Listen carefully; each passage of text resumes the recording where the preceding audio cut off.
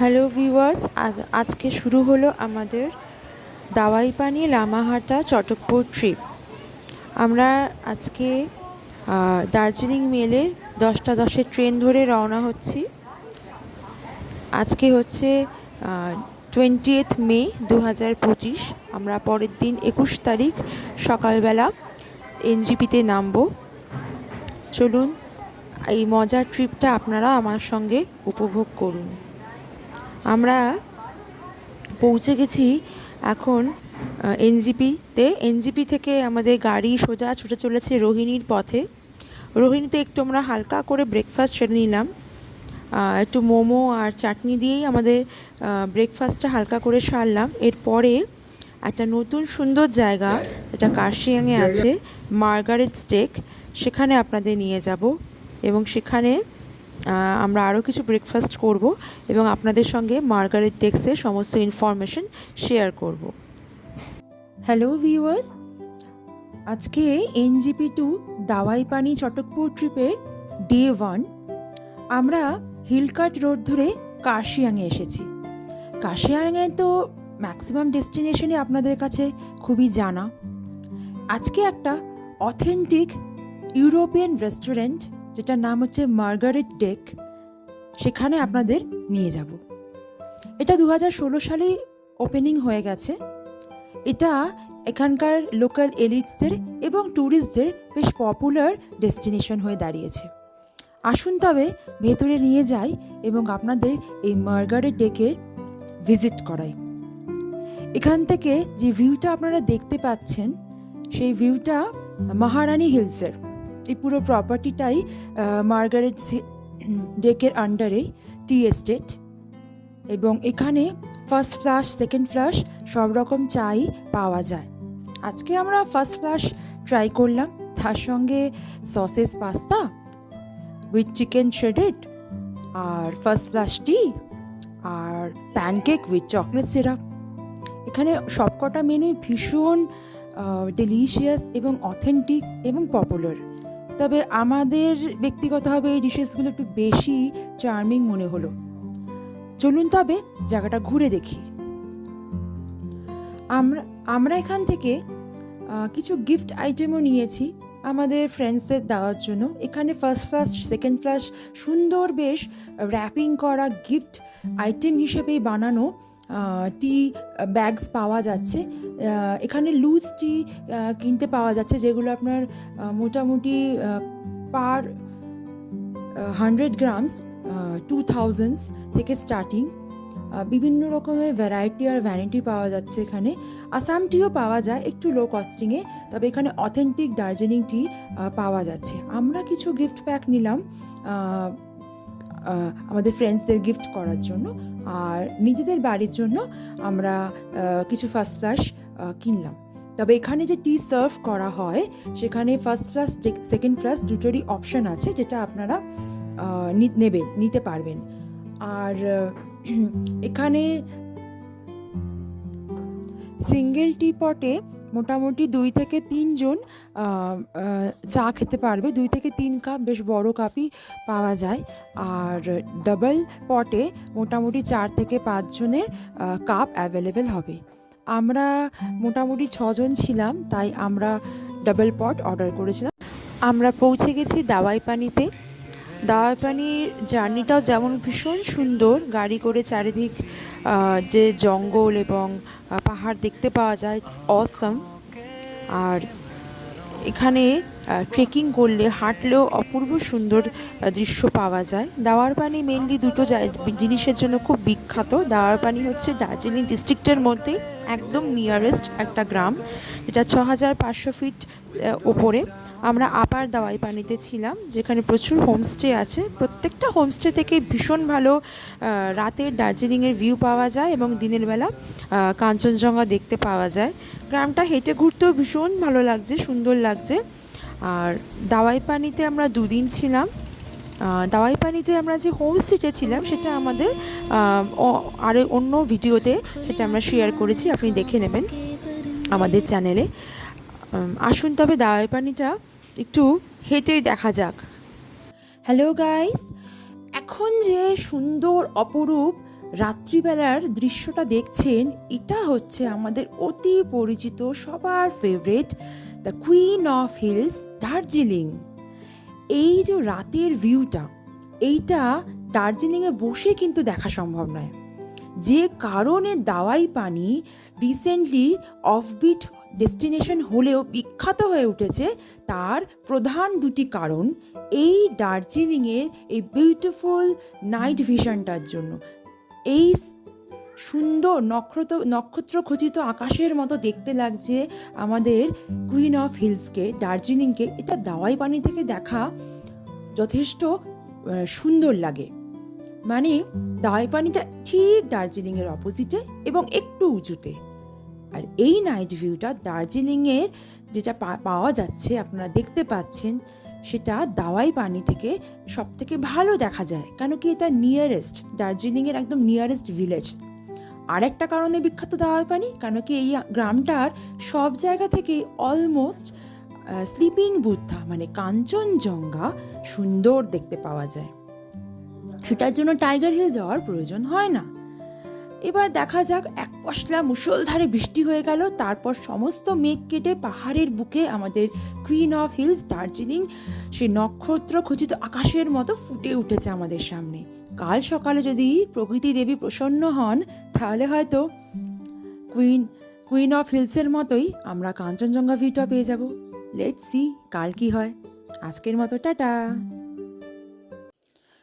Good morning viewers. আজকে সত্যিই প্রকৃতি দেবী প্রসন্ন আমাদের ওপর। এই সিজনে যেখানে আগের দিন পর্যন্ত প্রচণ্ড মেঘ আর বৃষ্টি ছিল, সেখানে রাতেও যেমন কুইন অফ হিলস দার্জিলিংটাও পরিষ্কার দেখা গেছে, তেমনি ঠিক পরের দিন সকালবেলা আমাদের ডিয়ার স্লিপিং বুদ্ধা মানে আমাদের সবার প্রিয় কাঞ্চনজঙ্ঘা জলজল করে ফুটে উঠেছে। সূর্যোদয়ের এই সুন্দর সময় আমরা দারুণ একটা মুহূর্ত এনজয় করছি। সামনে দেখা যাচ্ছে আমাদের সবার প্রিয় কাঞ্চনজঙ্ঘা। আর যে শহরটা এখন সবে ঘুম থেকে জেগে উঠছে, সেটা আমাদের প্রিয় দার্জিলিং শহর। সকাল 4:50 সূর্যোদয়। সুন্দরভাবে আমরা উপভোগ করছি কাঞ্চনজঙ্ঘা ভিউ। চলে এসেছে আমাদের চা, গরম গরম চা, আর সামনে ব্যালকনিতে বসে কাঞ্চনজঙ্ঘা।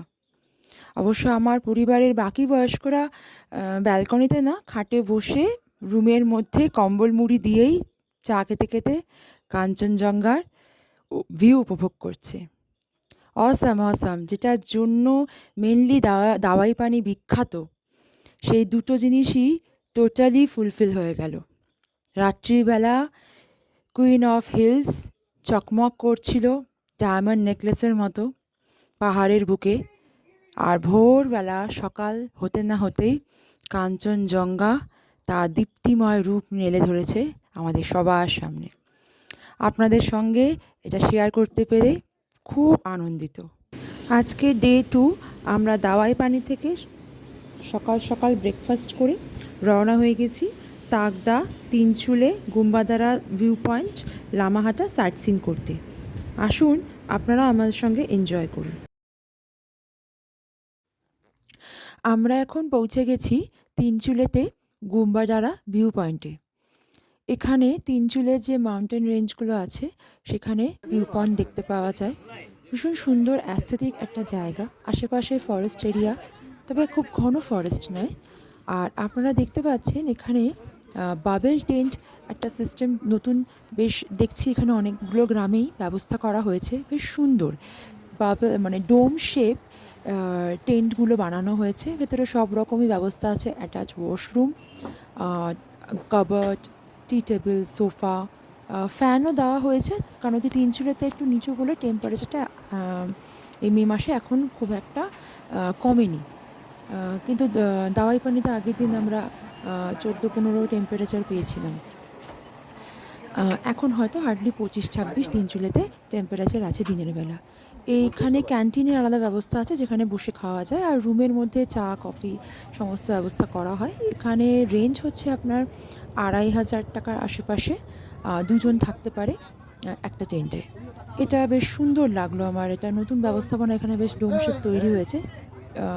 হ্যাঁ, ডোম গ্লিম্পসেস বলতে সেটা জাপান বা চায়নাতে যেরকম আছে যে পাহাড়ের খাদেই যে ব্যবস্থাটা করা আছে সেটা কিন্তু সেরকম নয়। এটা নর্মাল টেন্টের মধ্যেই বানানো, but it's dome shape, newly একটা অ্যাস্থেটিক ব্যাপার। ভালো লাগলো বেশ আমার এটা। তাই আপনাদের সঙ্গে একটু শেয়ার করলাম। একটু ফগি আছে, মাউন্টেন রেঞ্জগুলো আ হালকা, হালকা দেখা যাচ্ছে। ভালো লাগছে, বেশ সুন্দর ওয়েদার। এখন আমরা লামাহাটা ইকো পার্কে পৌঁছে গেছি। এটা ২০১৩ সালে আমাদের মাননীয় মুখ্যমন্ত্রী মমতা ব্যানার্জি ইনগ্রেশন করে। এটা পাহাড়ের বুকে পাইন ফরেস্টের একটা বড় বিস্তার প্রান্তর নিয়ে সুন্দর করে কিছু এক্সোটিক প্লান্ট এবং তার সঙ্গে কিছু এন্ডেঞ্জার্ড প্লান্ট সংরক্ষণ করা হচ্ছে এরকম একটি পার্ক, যেখানে আই লাভ লামাহাটা লেখা আছে। আপনারা দেখতে পাচ্ছেন এই অফবিট ডেস্টিনেশনগুলোতেও এখন প্রচণ্ড ভিড় হচ্ছে, এগুলো এখন রীতিমতো পপুলার।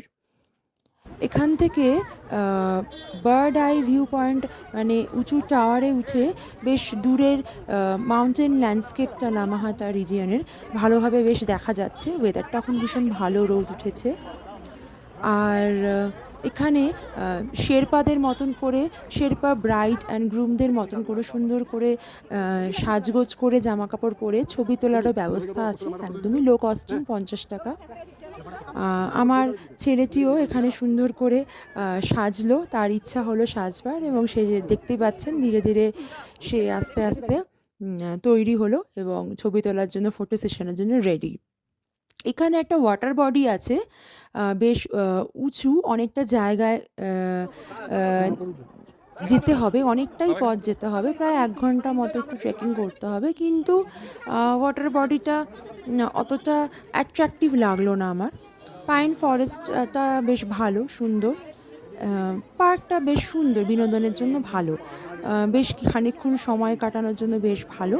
পার্কটার বাইরে রাস্তাটার উল্টো দিকে অনেকগুলো ছোটো ছোটো রেস্টুরেন্ট আর হোমস্টে আছে। এখানেও প্রচুর লোক লামাহাটাতেও স্টে করে।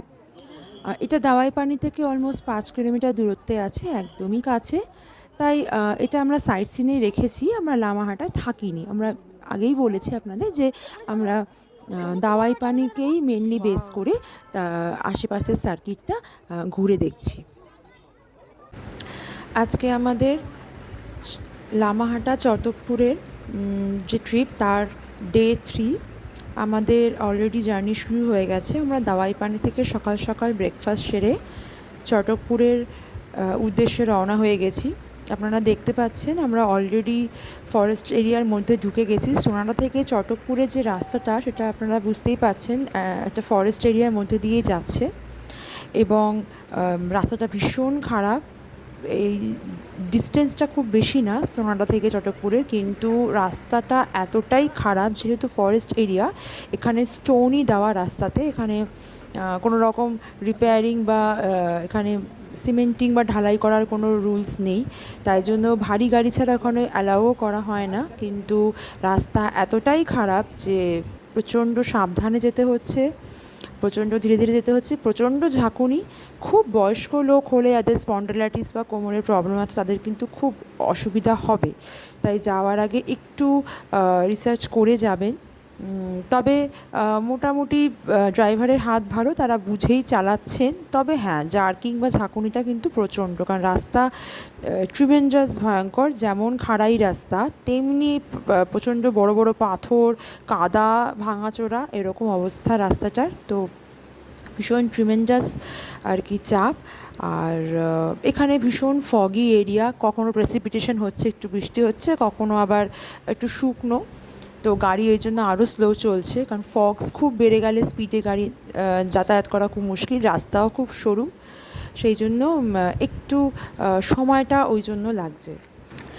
এখানে ওয়েস্ট বেঙ্গল ট্যুরিজমসের তরফ থেকে একটু ফরেস্টে স্টার্টিংয়ের জায়গাতেই, মানে যেখানটা কালীপোখরি যাওয়ার যে ট্রেকিং রুট, সেখানে স্টার্টিংয়ের মুখেই central wildlife tourism's eco park আছে, যেটা সেখানে কটেজ খুব বেশি নেই, অল্প কটা গভর্নমেন্টের কটেজ আছে।